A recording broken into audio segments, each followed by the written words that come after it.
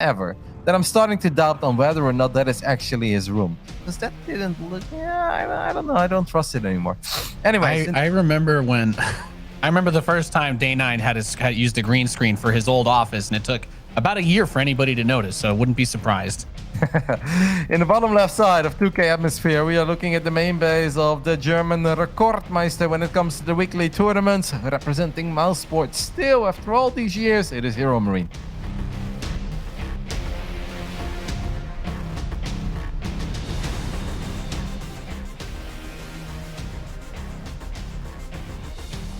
He faces off against the blue Protoss player. In the Northeast, we have Gerald.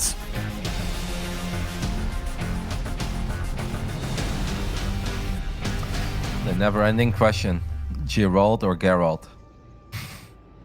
I take the same approach to Giganitha, Kevin, which is that people who speak different languages tend to pronounce words outside their language differently, and for me, that's just the way I say it. I don't really have any expert analysis to break it down. I'm just doing my best.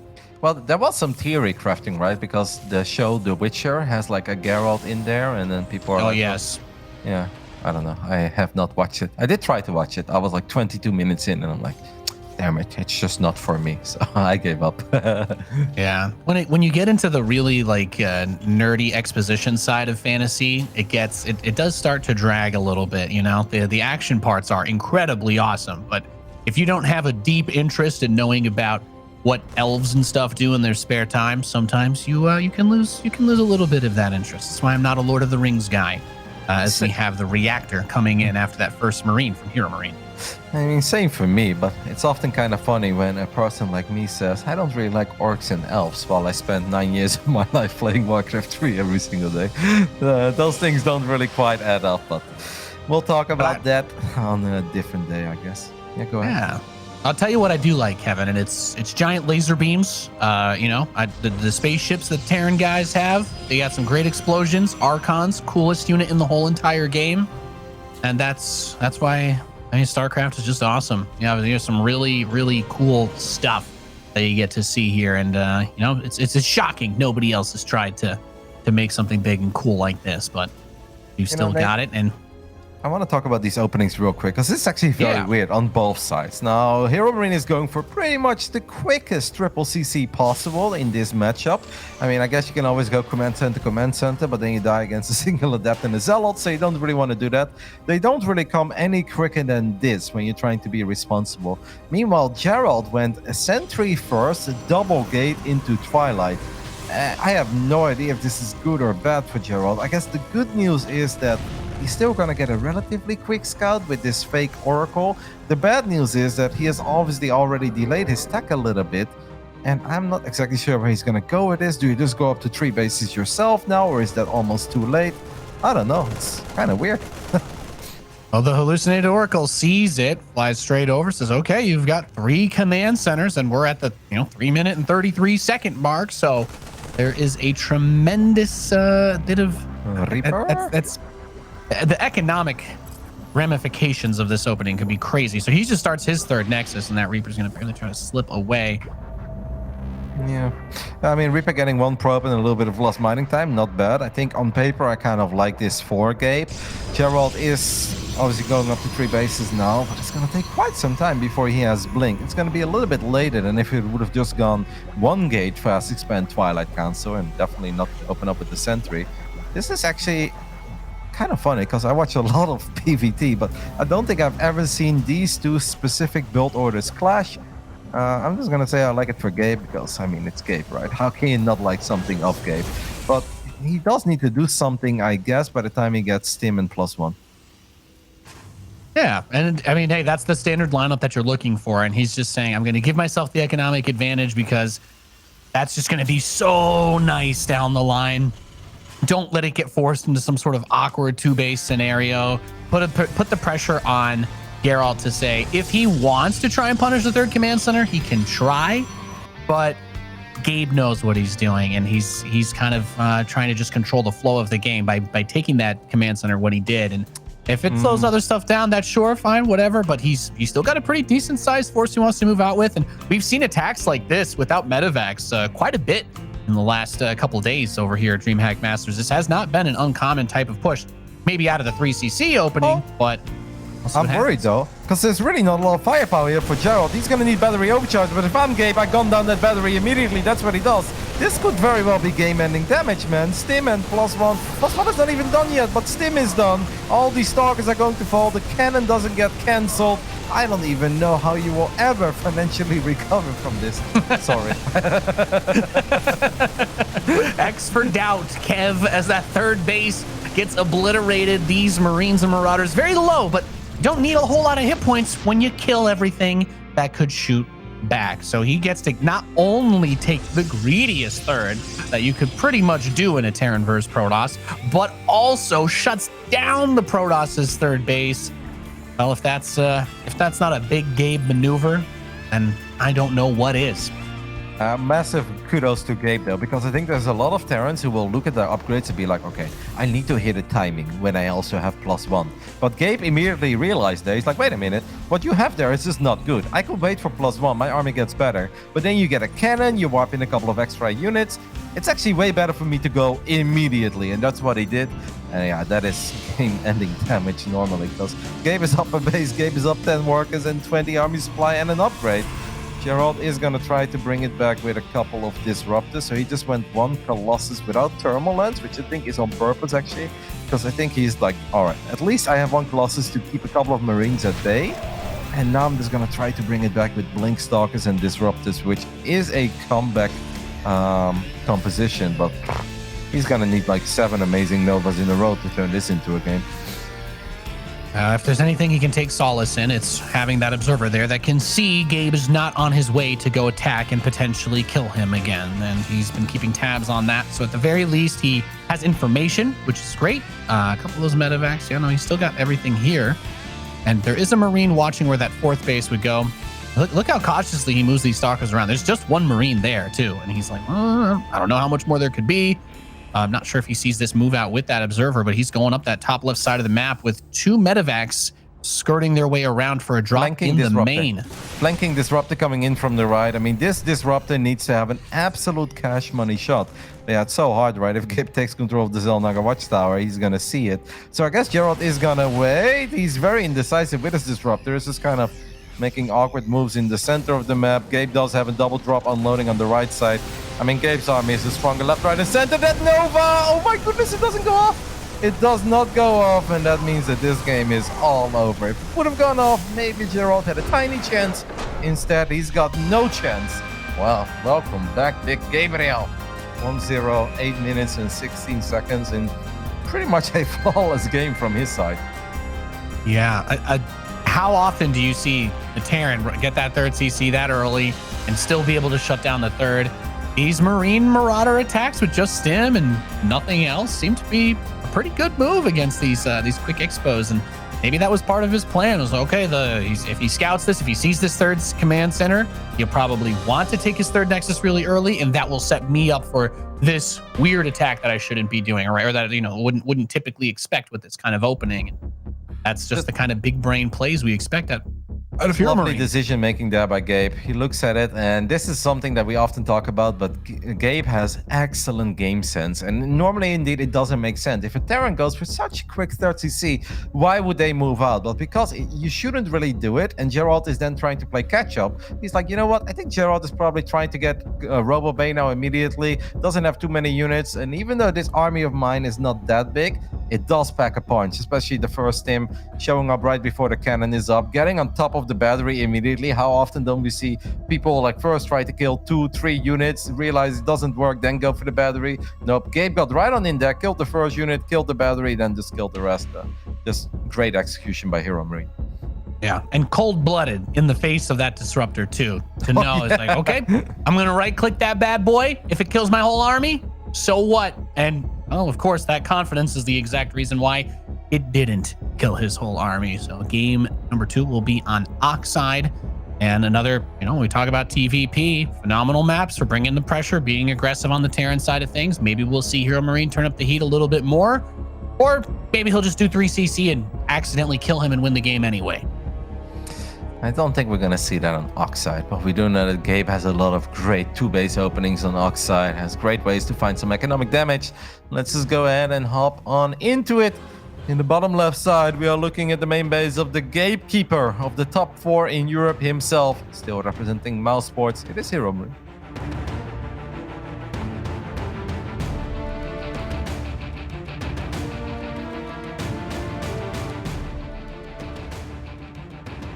And his opponent in the Northeast, the blue Protoss player, trailing 0-1 right now, he is Gerald.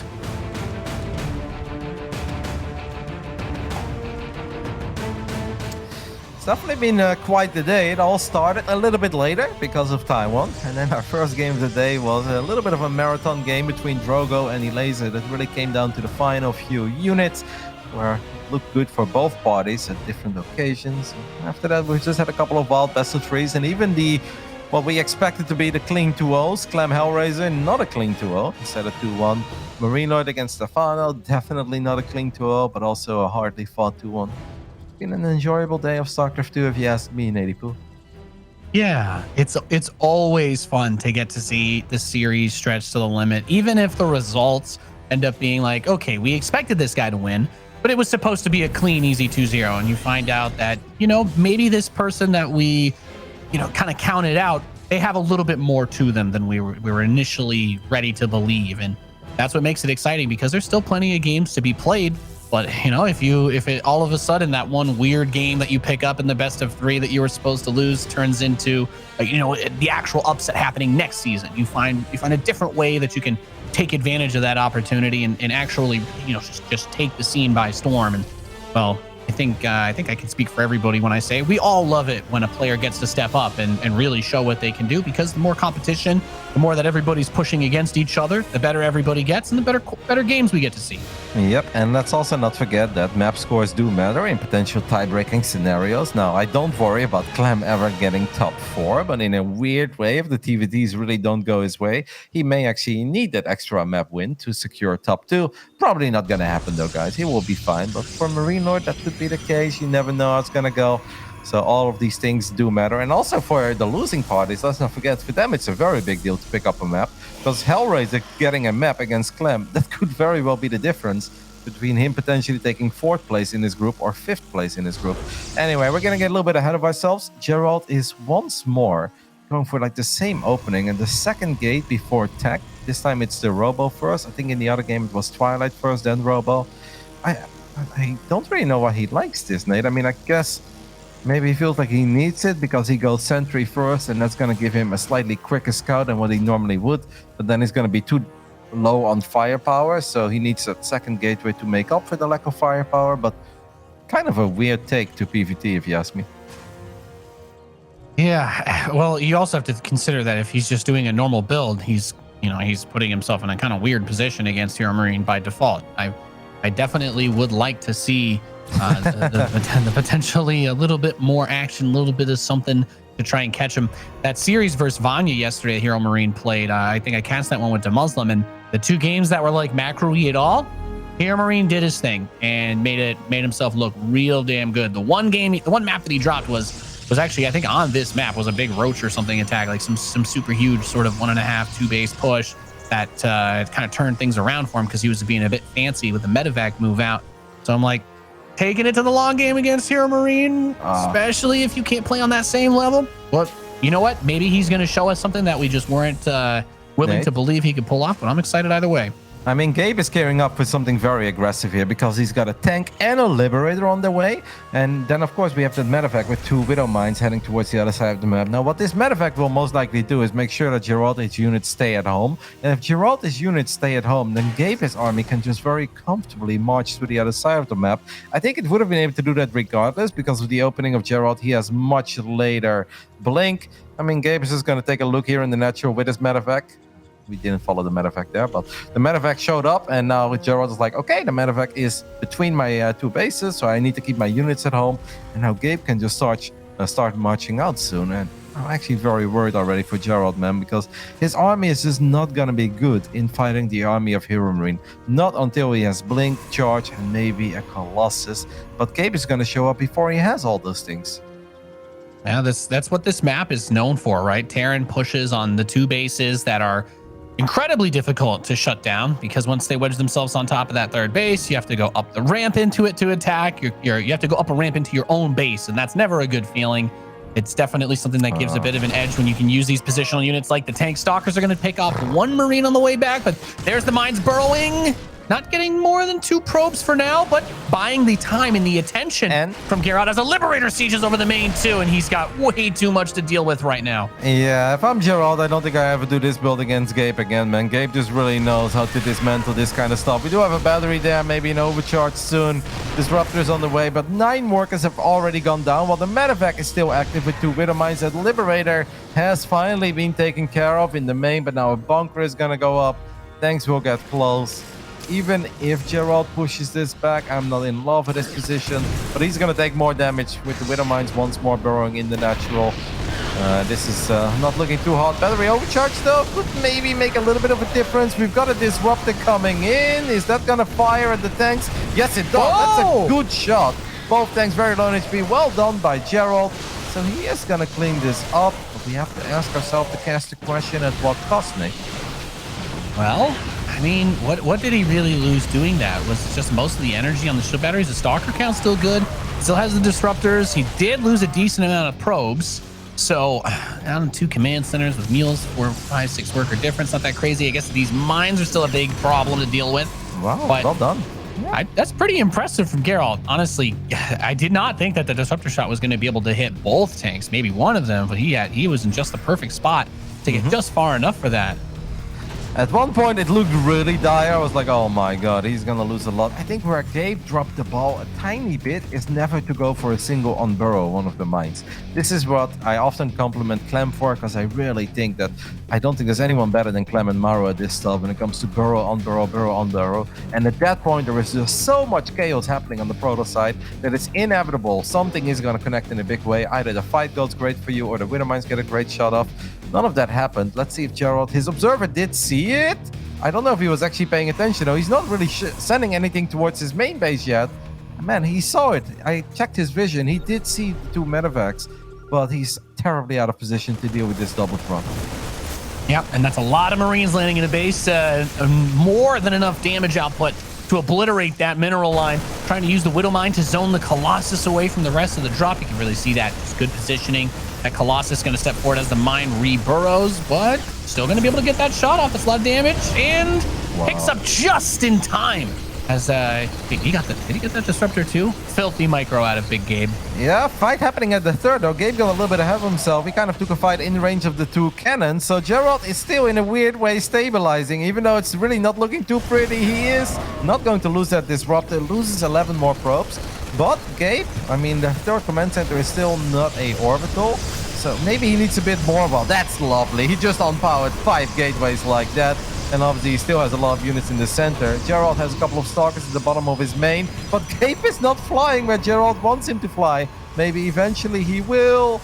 Now there's that other army to worry about again, and this time I don't think we have battery overcharge. No, a lot of the stalkers moved actually trying to chase that medevac on the right. They were outside the south part of the main base, so all he has here are the zealots that he can warp into reinforce, which, to be fair, he has a cannon too. So there's a decent bulwark, but there's so much bio in this place. Snipes the Colossus down with those marauders, and I mean, the other Colossus is still kind of dinged up from that Widow Mine shot earlier, so if he dives that one, it's going to be a little bit easier for him to pick it off too. The disruptor does fire its Nova, so that opens up the window of opportunity to dive in on that. Stalker's incredibly low. Another Zealot reinforcement wave comes in and will maybe buy Gerald just a little bit more time. Yep. Gabe has an empty medevac now flying towards the stalkers. I mean, Gerald doing his absolute best to hang in there, and he's had his moments. It's just unfortunate he didn't see that double drop. I checked the vision of his observer. He did catch a glimpse of it, but he must have been looking at something else. If he would have just been in position to deal with that double drop in the main a little bit better, this would have been a completely different game, because that first hold, all things considered, definitely wasn't that bad. But now I'm afraid he did take a lot of damage. He's down 29 army supply. He has a lot of blink stalkers in the main. Is he going to blink forward, kill a full medevac? Yes, he is. All right, well, maybe this is the start of another comeback. Yeah, I mean, it is still a lot of Marauders that come out of the drop, though, and Stalkers just by themselves are still big targets to be picked off. If the only thing he kills is the Stalkers that were there to defend, he's still very happy. But you're right, there's not a lot of a way out for the rest of the units. That one medevac does actually get away with 3 hit points to let go of those four Marauders. Gerald. It doesn't stop, Kev. Gabe just doesn't stop. It's just hitting from the left, hitting from the right. It's just over and over. Could have had better shots there, though. I mean, if we really want to be picky, Widowmine's going to fire again in the main, and that's very unfortunate. Man, Gabe is playing at a pretty insane pace, even though there are these little things where you're like, you know what, Gabe, that could have been a tiny bit better, but he's still playing pretty damn unreal. He's going to stim forward one more time. We could have a battery overcharge here to keep these Colossus alive. Unless I'm crazy, they don't have thermal lens. No, they don't have thermal lens, and Colossus without thermal lens are just not all that. Gabe has an unburrowed mine in the natural of Gerald. Can we take a look at that real quick? Oh, he's going to burrow it now, natural of Gerald. Shoots at the Zealot. Should have obviously shot at the probes, but I mean, Gabe is playing a pretty damn beautiful TVP, if you ask me. Yeah, no, I mean, he's been in complete control the whole time. And even though Gerald has weathered a decent bit of damage, and that cannon's going to take out the mine there, still has the potential for the mine in the natural, I think, to go off. Now the observer should get there in time. But he hasn't been able to get back on the other side of the map. Right, we haven't seen him go in with the Zealot run by and kill a bunch of SCVs. He's killed 2 SCVs throughout the course of this whole game. We haven't seen, you know, a window for a prism to fly through. I don't even know if we've had a single prism made this game, because it's just he's been on the run, just dealing with these constant barrage of drops and big pushes. I'm so sad he doesn't have thermal lens. Like, if he had thermal lens here with +3 attack on the way and now a couple Archons before Ghosts are out, I'm like, you know what? I can actually see Gerald win a fight with a little bit of Colossus Micro, really utilize that range that those units have right before those Vikings are out, but without thermal lens, they just kind of suck, man. They basically try to hug the Marauders, but hugging a Marauder is not a great idea if you're a Colossus. No, would not recommend. The 7 range Colossus, yes, as you said, without that range upgrade, they do just suck. There's very little that they're going to get done against this, especially if he doesn't notice it at any point. I mean, he's got 3 Colossi. A huge amount of his resources and supply are invested in these guys, and when he gets into that next fight and he tries to kite with them and shave off a bit of army on the edge, he's going to realize that he does not have that capability. Gerald was supply blocked at one point, so he just built 6 pylons at once, and then he started to float some gas, and well, he has taken care of the gas issue, guys. He now has 7 Archons, which honestly is kind of cool, and his army would be good if the Colossus had thermal lens, because HeRoMaRinE only has 1 ghost out on the map. Okay, now he has 2 extra ghosts, but they're not quite here yet. Gabe scans, and he's like, well, that's actually a pretty big army. I don't think I can fight that. I actually think he could if he was aware of the fact that the Colossus didn't have range, but obviously Gabe can possibly know that. Yeah, I think it's probably better to still just try and play this one the way that he normally would. We talk about that War Prism finally coming out and gets hit by the mine. Scan sees, says, oh, I've got 3 Marines right here, bro. No big deal. All right, well. Wow. Here we go. Nova, actually kind of coming out of nowhere. It was hard to see where that Disruptor was shooting from. I wonder if Gerald is now aware of the fact that he doesn't have thermal lens, because I feel like he did try to spy one more Disruptor coming in. It fires, but Gabe will avoid it. And picking up his 4th base, absolutely huge, right? Gabe has so much money coming in, building up that bank, and as this, eventually the fight will be forced, and that's when I think Gerald's going to realize, like, yes, I really do wish that I had the Colossus range for this one. Or maybe we get that Miracle Disruptor shot that sets it back a little, gets a decent chunk there. That's a lot of Archons, but with Ghosts, EMP is going to neutralize those without too much trouble at all. And the Colossi, I'm not sure if any of those guys actually got to shoot, Kev. They all just walked forward while the Vikings killed them. Well, yeah, and again, you need the range upgrade on them. I don't think they got a single shot off. I think you're spot on. Gabe obviously doing a good job in avoiding that. I gotta say, the rest of Gerald's army, it didn't look like it was doing too poor. The problem with Gerald's army is that it's good if they would actually just stand there, look at each other, Braveheart style, and then just fight. But obviously Gabe is not gonna play that game. He's like, no, my army is mobile. I can kite your army for days, and Gerald doesn't really have a way to truly force a fight, unless he can trap HeRoMaRinE into a corner. But nobody puts Gabe in the corner. Nobody puts Big Gabe in a corner. And Liberator range is going to come in with +2. So once we get to that point, that's where Gerald's, his very tenacious defense gets quite a bit harder. But he doesn't have them to zone out those disruptors just yet. Gets a ghost with a few of the units there. So trading out as best as he possibly can. But what he needs to do is get that 4th base up and running again, get the economy going, get the rest of his upgrades. I'm not sure that without constantly building more army units, he's going to be able to hold off Gabe's next attack. I love Gerald's army. It's like 7 Archons and 7 Disruptors. You'd think that this is not an army. Gabe should chill for a split second. I feel like Gabe is hoping for that moment that Gerald's army is out of Novas, but yeah, he's still building Disruptors, Gabe. I don't think we're ever going to see that day. If I were you, I'd just sit back, get a couple of Liberators as he's building 4 at a time. Like, Liberator Ghost is going to completely annihilate the army of Gerald. Yeah, he's going for the Great Balls of Fire army composition, but and unfortunately, it does lack a little bit in the anti-air range department, which we are about to have those incredibly long-ranged Liberators sieging up. So you're not going to be able to walk through those with just the Archons. You could tank a couple of the shots, sure, but he's already trying to play on the edge of this and bait him into that liberation zone so he can start to rip this army apart. During all of this, Gerald did manage to get that base up one more time. I mean, a 55 Pro Protoss is obviously not very sexy, as we does find a couple of bio units on the right side. There is one Liberator picking up a couple of probes at the 3rd base of Gerald, but a couple of EMPs, a little bit of justice from above, and I feel that Gerald's army is really not going to be that good. He does get underneath the lips. It's actually kind of impressive, and a great Nova on the Gulls. Wow, he's doing so much better here than I expected him to do. Gabe is playing a risky game here, but he does get all of them. Oh my goodness, Gabe, that was absolutely perfect. Few more goals show up, and finally these Archons will pop like balloons. That looked scary for a second, but Gabe believed in his ability to gun down all those Disruptors, and he did. Yeah, those were the nastiest EMPs. I mean, when you have so many Archons as part of your army, there's very little you're going to do once the Terran player has those ghosts with the enhanced shockwave upgrade. You blanket them, all those shields gone in a heartbeat, and the rest of the army to follow as he starts to siege up on this right side base once again with the Liberator. It's hard for those Stalkers to go through. GG, HeRoMaRinE takes the series 2-0.